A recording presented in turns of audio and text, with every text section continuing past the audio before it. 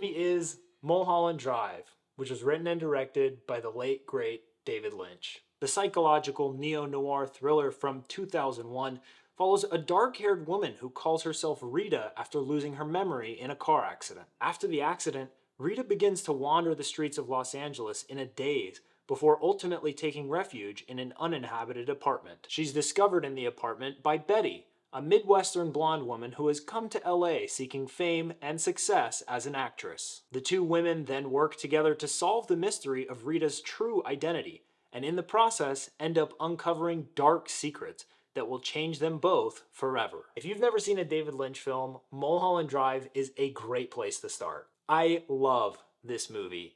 It is so original and unlike anything I've ever seen, and it's able to just conjure up so many different emotions and feelings in totally unique ways. And of course, I unfortunately have to say RIP to David Lynch. It was really bittersweet watching this because while I love this film, it just sucks that he's gone. Mulholland Drive, much like David Lynch's other films, is meant to make you feel more than it is meant to be understood. Watching this movie, there are definitely moments where you might not know exactly what's happening, but you'll more than likely throughout the film feel curious, scared, shocked, amused, saddened, aroused, and even disgusted. Lynch was a master at steering the viewer's emotions in different directions, and to me, that is easily one of the most difficult tasks a filmmaker has. But also, that's not to say that you can't interpret Mulholland Drive or derive meaning from it.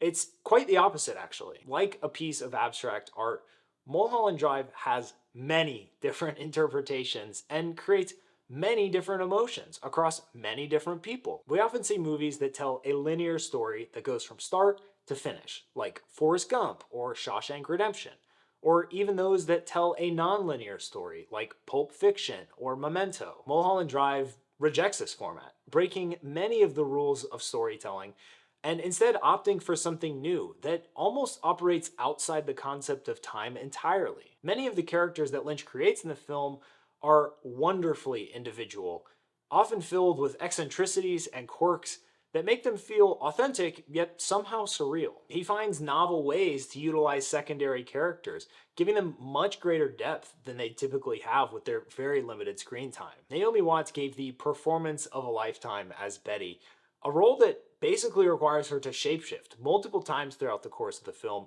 in order to capture the metamorphoses that her character undergoes. The majority of the film is scored with a beautiful combination of devastating synths and eerie tones that add even more intrigue to the enigmatic plot. Funny enough, the composer of the score was actually Angelo Badalamenti, who plays Luigi Castiglione in the film, who is the man who spits out his espresso during the board meeting. David Lynch was truly a visionary, a one-of-a-kind who pushed the boundaries of what could be done with filmmaking.